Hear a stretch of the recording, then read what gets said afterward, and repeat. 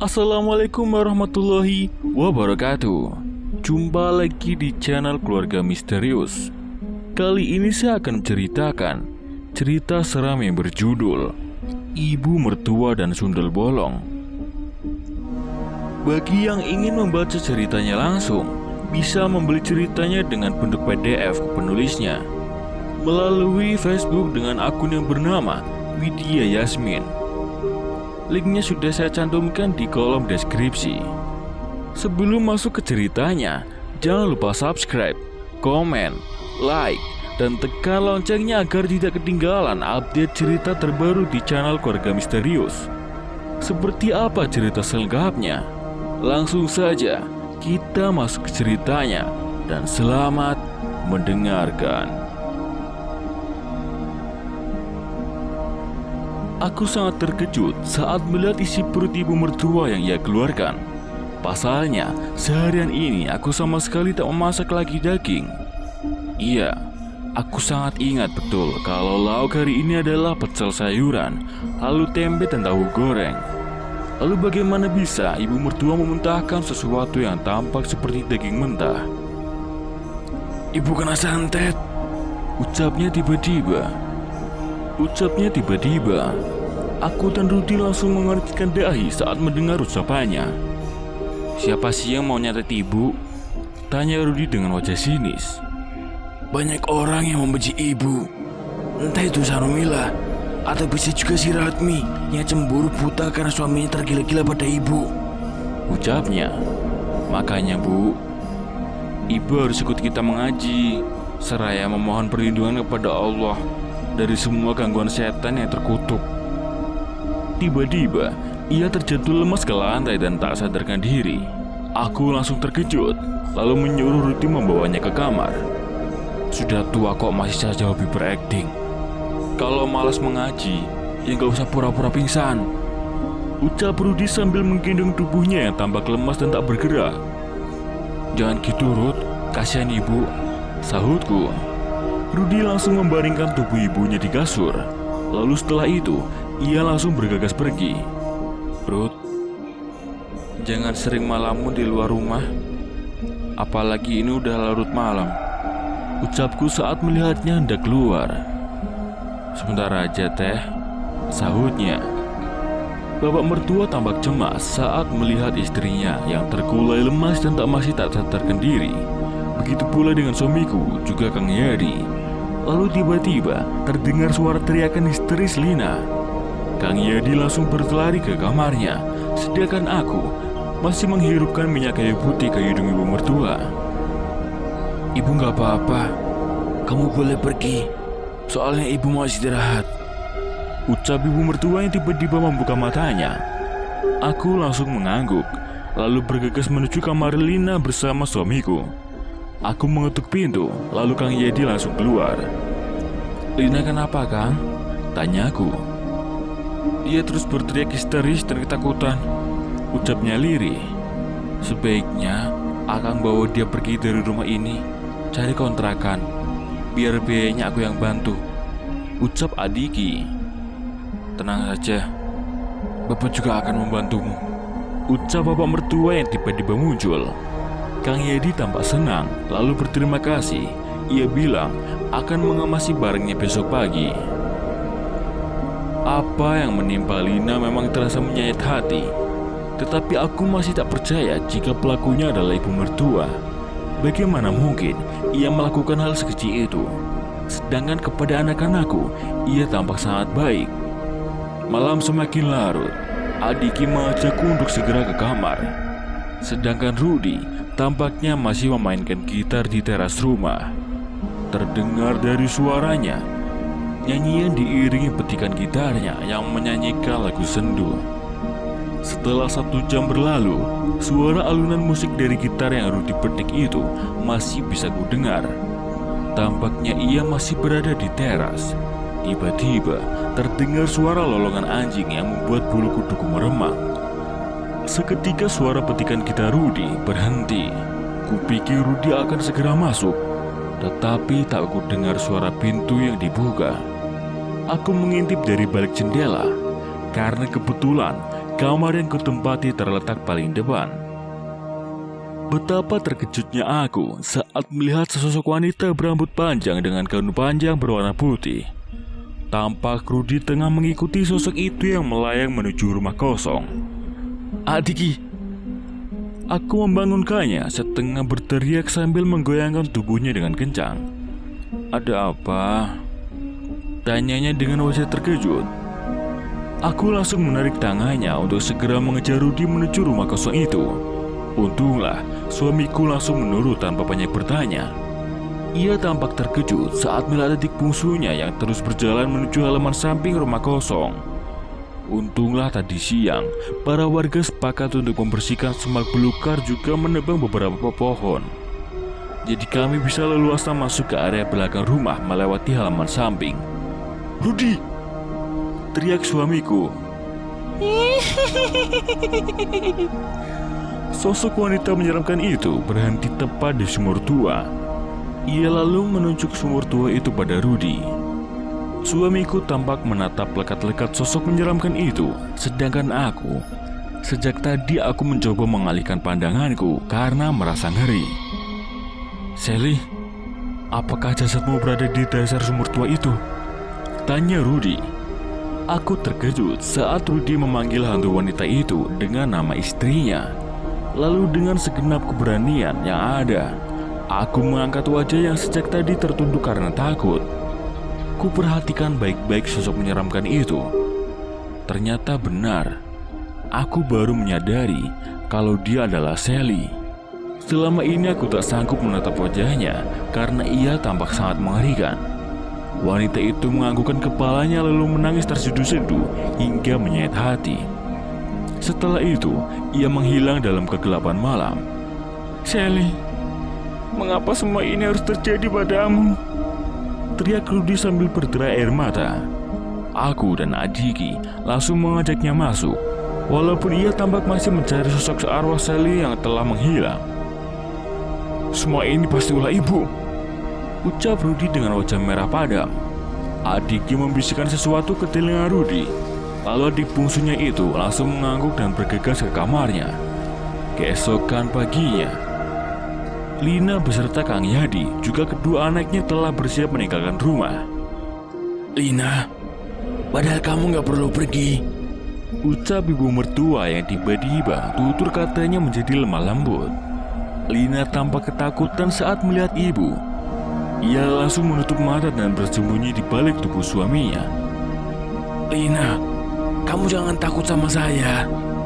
Karena semua ini ulah si sundel bolong yang sudah menjelma menyerupai wajah saya." Tiba-tiba Rudy langsung mendengus kesal saat ibunya mengatakan hal tersebut. Wajahnya tambah kesal, tetapi tak berkata apapun.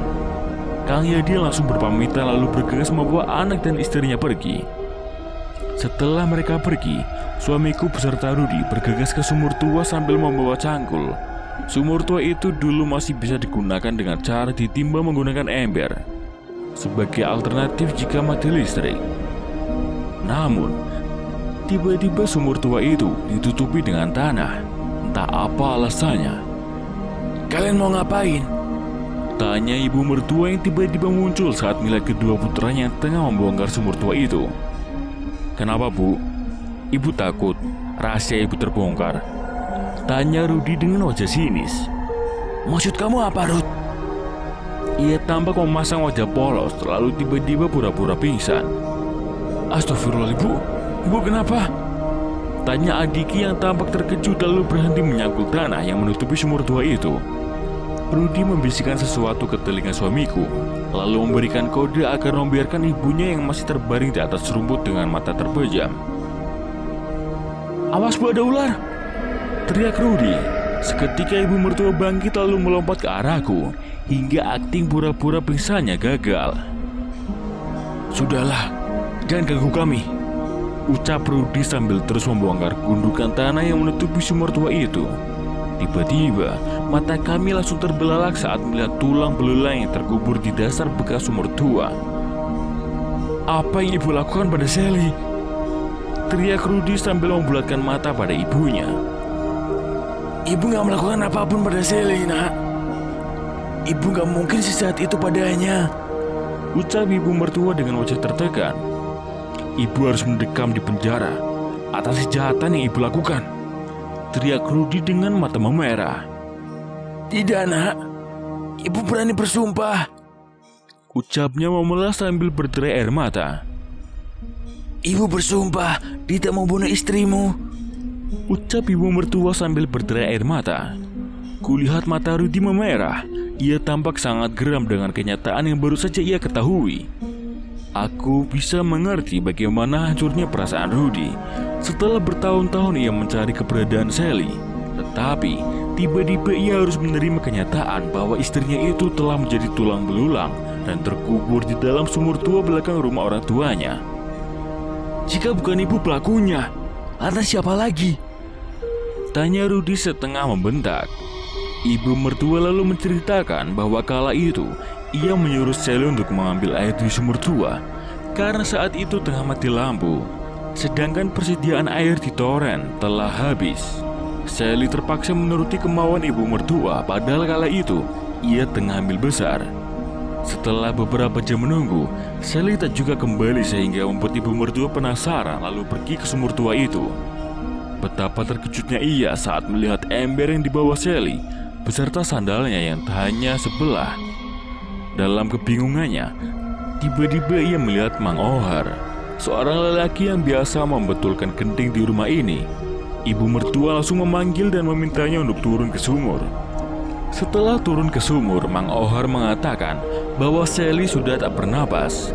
Ibu mertua bilang kalau dirinya saat itu benar-benar sangat bingung dan ketakutan. Maka ia menyuruh Mang Ohar untuk membiarkan jenazah menantunya itu lalu menutupnya dengan tanah. Tiba-tiba, aku teringat seorang lelaki yang saat itu keluar dari rumah ini sambil membawa amplop tebal. Tampaknya lelaki itu membantu menutup sumur juga menyimpan rahasia itu rapat-rapat. Kemungkinan beberapa hari lalu ia kembali meminta uang sambil mengancam ibu mertua terkait rahasia tersebut. Mendengar semua penjelasan ibu mertua, kemarahan Rudi semakin menjadi. Ia tampak sangat kecewa atas apa yang dilakukan ibunya. Lalu mengapa ibu tidak membawa jenazahnya ke atas? Seharusnya saat itu ibu menelponku, bukan malah menyembunyikan semuanya, bahkan memfitnah Sally. Rudi tampak sangat geram dan hilang kendali. Tiba-tiba, kulihat ibu mertua bersujud di kakinya.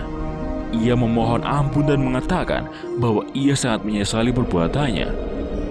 Kupikir ibu mertua hanya seorang wanita bermulut pedas, tetapi nyatanya ia begitu kejam dan tak berperi kemanusiaan. Ibu harus masuk penjara, bentak Rudi. Tiba-tiba, bapak mertua juga Adiki memohon kepada Rudi untuk memaafkan ibunya. Walaupun apa yang dilakukannya salah, tetapi mereka tak tega melihat wanita seusia itu harus mendekam di penjara. Dia salah, dia pantas mendapatkan hukuman. Kalian jangan membelanya, ucap Rudi dengan wajah merah padam. Aku hanya membungkam melihat mereka yang tengah beradu mulut. Kenyataannya ibu mertua bersalah walaupun ia tidak sengaja membunuh Sally, tetapi ia yang menyebabkan semua itu. Ibu mertua menangis meraung-raung memohon ampunan pada Rudi, disertai bapak mertua dan Adiki yang memohon kepada Rudi untuk tidak melaporkan semuanya pada polisi. Tiba-tiba, ibu mertua memuntahkan darah. Selain dari mulutnya, darah itu juga keluar di antara dua kakinya. Itu semua membuat kami panik. Adiki langsung menelpon ambulans. Sementara Rudi tampak tak peduli dengan apa yang menimpa ibunya. Ia langsung menggali tanah, juga menyuruhku memanggil seorang ustadz untuk membantunya menguburkan tulang belulang istrinya. Beberapa waktu kemudian, ambulans datang. Lalu ibu mertua dibawa ke rumah sakit ditemani suamiku dan juga bapak mertua. Sedangkan aku menemani Rudi dan Pak Ustadz menguburkan tulang belulang Sally. Sally, maafkan aku yang tak mampu menjagamu, ucap Rudi sambil menangis terseduh-seduh di atas makam istrinya.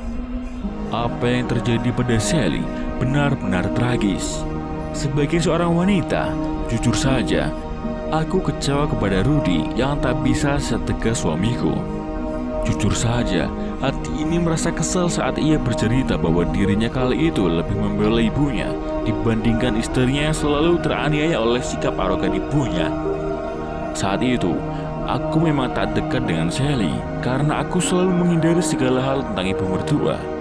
Aku selalu menjaga jarak dan tak mau mengunjunginya kecuali hari Lebaran. Semua itu kulakukan untuk menghindari mulutnya yang pedas. Setelah proses pemakaman selesai, beberapa waktu kemudian, bapak mertua mengabarkan kondisi ibu mertua yang memprihatinkan. Selain itu, bapak mertua meminta Rudy untuk segera ke rumah sakit. Setelah semuanya pergi, tinggallah aku bertiga bersama anak-anak. Aku rasa ngeri setiap kali semua orang meninggalkan rumah ketika membayangkan sosok arwah Sally yang membuat bulu kuduku meremang. Namun setelah itu, aku berharap ia tak lagi menghantui kami. Keesokan harinya, ibu mertua sudah bisa pulang. Walaupun keadaannya masih sangat lemah, karena kondisi ibu mertua memprihatinkan, Rudy mengurungkan niatnya untuk melaporkan ibunya kepada polisi. Hanya saja, ia meminta waktu untuk menyembuhkan perasaannya yang terluka dengan cara pergi jauh untuk waktu yang tidak ditentukan. Ibu mertua sangat terpukul dengan kepergian Rudy untuk kedua kalinya. Namun, ia mencoba untuk menerima dan menyadari bahwa dialah penyebab dari semua yang terjadi. Aku menatap wajahnya yang pilu dengan kondisi yang tampak lemah. Dia adalah wanita jahat dan tak berberi kemanusiaan. Tetapi, entah mengapa, saat melihat kondisinya aku merasa iba. Hana, ibu mohon, jangan tinggalkan ibu, ucapnya memelas. Aku benar-benar bingung dengan semua ini. Sejujurnya aku mengecam apa yang ia lakukan, tetapi aku juga tak tega jika meninggalkannya seorang diri. Tiba-tiba kulihat ia kembali menangis meraung-raung seraya memohon agar aku tak meninggalkannya. Aku menarik napas dalam-dalam, lalu akhirnya menyetujui permintaannya. Sebulan berlalu, ibu mertua kembali pulih. Hanya saja ia bercerita bahwa dirinya masih sering merasa kesakitan saat buang air kecil. Bahkan, beberapa kali ia mengemukakan bahwa ada cairan seperti darah setiap kali ia buang air kecil. Rudy pernah bercerita kalau ibu sering memasukkan air pipis ibu ke makanan dan minumannya. Ucapku saat ibu mertua mengeluhkan rasa sakit yang teramat dalam setiap kali membuang air kecil. Mendengar itu, ibu mertua menundukkan kepalanya. Ia tampak tak bisa mengelaknya. Ibu melakukan semua itu karena ibu takut kehilangan Rudy, ucapnya dengan wajah bersalah. Astagfirullah, Bu. Itu perbuatan syirik. Ibu harus bertobat, ucapku. Ia hanya menangis meraung-raung tanpa mengeluarkan sepatah kata pun. Bu, selain kesalahan itu, apalagi yang ibu sembunyikan? Tanyaku. Tangisnya kembali pecah, lalu tiba-tiba ia kembali memuntahkan darah hingga membuatku terkejut. Beberapa kali aku mengucapkan istighfar lalu menelepon suami juga bapak mertua yang tengah berada di tempat kerjanya. Ada sesuatu yang janggal saat ibu mertua diperiksa di rumah sakit. Setelah dilakukan beberapa kali pemeriksaan medis, dokter tidak menemukan penyakit apapun dalam tubuh ibu mertua. Namun, anehnya, ibu mertua terus-menerus muntah dan pipis darah. Ibu harus segera bertaubat dan meminta maaf kepada orang-orang yang telah ibu sakiti, bisikku. Dalam keadaan lemas, ia hanya menangis tanpa mau mengatakan apapun.